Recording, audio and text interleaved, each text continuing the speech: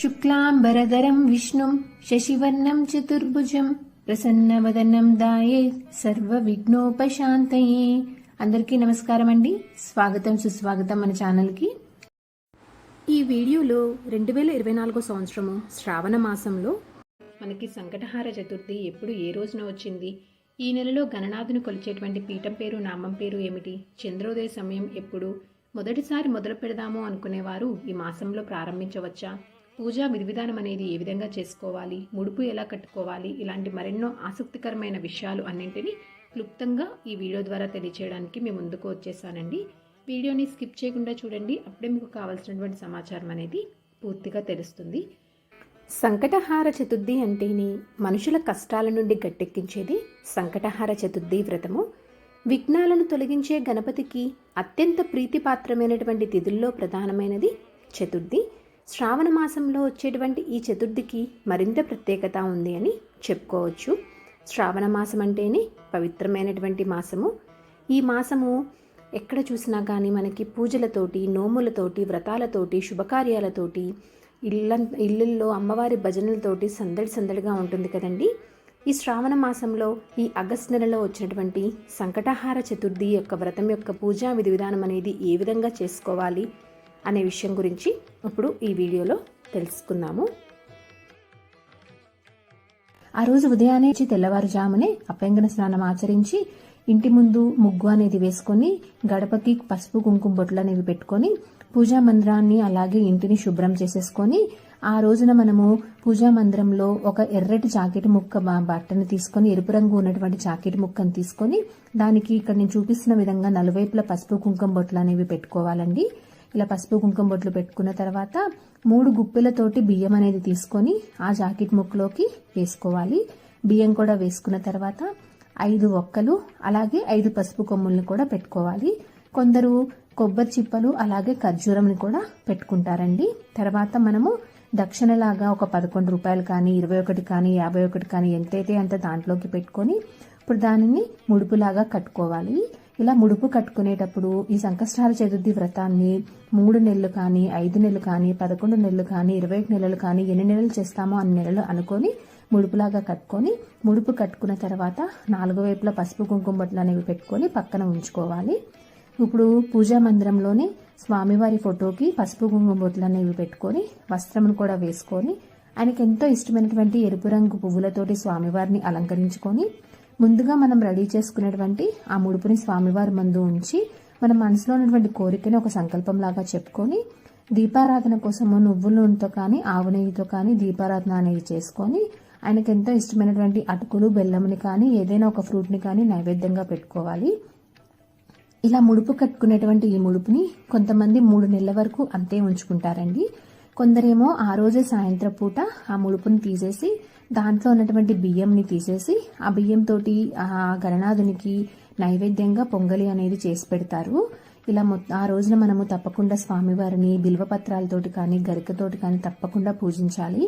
వీలైతే కనుక ఆ రోజున మనము ఉదయం పూట స్వామివారి దగ్గరలో ఉన్నటువంటి ఆలయానికి వెళ్ళి ఆయనకి ఒక 5 కానీ 11 కానీ ప్రదక్షిణలు చేయాలండి.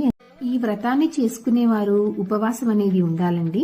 ఉదయం నుంచి సాయంత్రం వేళ మరలా పూజ చేసుకొని నక్షత్ర దర్శనము అయ్యేంత వరకు, చంద్రునికి ఆర్ఘ్యం ఇచ్చేంత వరకు ఏమీ తినరాదు. ఒకవేళ దేహస్థితి అనుకూలించలేని వాళ్ళు పాలు కానీ పండ్లను కానీ తీసుకునవచ్చును. ఆ రోజున ఓం గం గం గణపతియే నమో నమః అనేటువంటి మంత్రాన్ని వీలైనన్ని సార్లు జపించుకోవాలి. 108 సార్లు జపిస్తే ఇంకా చాలా మంచి జరుగుతుందండి. ఇలా పొద్దున పూట పూజ అనేది చేసేసుకొని యథావిధిగా మన పనులనేవి చేసేసుకొని సాయంత్రం పూట మరలా స్నానం అనేది ఆచరించి పూజా మందిరంలో ఉన్నటువంటి స్వామివారి ఫోటోకి పసుపు కుంకుమ బొట్లు అనేవి పెట్టుకొని అక్కడ ఒక పీటని ఏర్పాటు చేసుకొని ఎక్కడైతే పూజ చేద్దామో అనుకుంటున్నారో ఆ ప్రదేశంలో పీటని ఏర్పాటు చేసుకొని దానిపైన ఒక తెల్లని వస్త్రంని ఉంచి స్వామివారి ఫోటోని అక్కడ మనం ప్రతిష్ఠించుకోవాలి. స్వామివారికి వస్త్రము అలాగే ఆయనకి ఎంతో ఇష్టమైనటువంటి ఎరుపు రంగు పువ్వులతోటి అలాగే పూల మాలలతోటి స్వామివారిని అలంకరించుకొని స్వామివారి ఫోటో దగ్గర మనము కలశాన్ని కూడా ఏర్పాటు చేసుకోవాలండి. కలశం ఏర్పాటు చేసుకోవడం కోసము ఒక ప్లేట్లోకి బియ్యంని తీసుకొని ఆ బియ్యం మీద ఒక రాగి చెంబుని పసుపు కుంకుమలతోటి అలంకరించుకొని ఇప్పుడు ఆ రాగి చెంబులోకి కొన్ని నీళ్ళనేవి తీసుకొని దానిలోకి కొంచెం పసుపు, కొంచెం కుంకుమ, అలాగే కొన్ని అక్షింతలు, కొన్ని చిల్లర నాణాలు, ఒక పువ్వు, అలాగే తమలపాకు వేసుకొని కలశంని ఏర్పాటు చేసుకోవాలి. ఆ రోజున మనము అంటే ఈ సంకష్టహార చతుర్థి అనేది ప్రతి నెలలో వస్తుంది కాబట్టి ఒక్కొక్క నెలలో ఒక్కొక్క నామంతో మనము స్వామివారిని పూజించాలండి. ఈ సంవత్సరము ఆగస్టు నెలలో సంకటహార చతుర్థి వ్రతము ఆగస్టు 22వ తేదీ గురువారం రోజున వచ్చింది. చవితి తిథి సమయం చూసుకున్నట్లయితే కనుక ఆగస్టు 22, 2024 గురువారం రోజున సాయంత్రం 6:09 నుంచి ఆగస్టు 23 శుక్రవారం రోజున మధ్యాహ్నం 3:27 వరకు చవితి తిథి ఉంటుందండి. పీఠం పేరు గణపతి పీఠంగా వేసుకోవాలి. నామం పేరు హేరంబ మహాగణపతి నామంతో కొలుసుకోవాలండి. చంద్రోదయ సమయము ఆగస్టు 22 రాత్రి 9:04. విగ్రహం ఉన్నా కానీ గణపతిది పసుపు గణపతిని తప్పకుండా చేసుకోవాలండి. పసుపు గణపతిని చేసుకున్న తర్వాత పువ్వులతోటి కుంకుమలతోటి మనము అలంకరించుకొని పసుపు గణపతిని దీపారాధన చేసుకోవడం కోసం దీపపు కుందులు పెట్టుకొని వాటిని పసుపు కుంకుమలతోటి పువ్వులతోటి అలంకరించుకొని దీపారాధనకి చేయడానికి నువ్వుల నూనెతో కానీ ఆవు నెయ్యితో కానీ చేసుకోవాలి. ఉదయం పూట కట్టుకున్నటువంటి ముడుపుని అదే రోజు కనుక తీసేద్దాము అనుకుంటే కనుక ఆ బియ్యంని తీసేసుకొని ఇలా నైవేద్యము పొంగలిగా చేసుకొని సాయంత్రం పూట పూజలో గణనాథునికి నైవేద్యంగా పెట్టుకోవాలండి. ఇక్కడ అటుకులు బెల్లంని కూడా నైవేద్యంగా పెట్టుకుంటున్నాను ఇక్కడ నేను.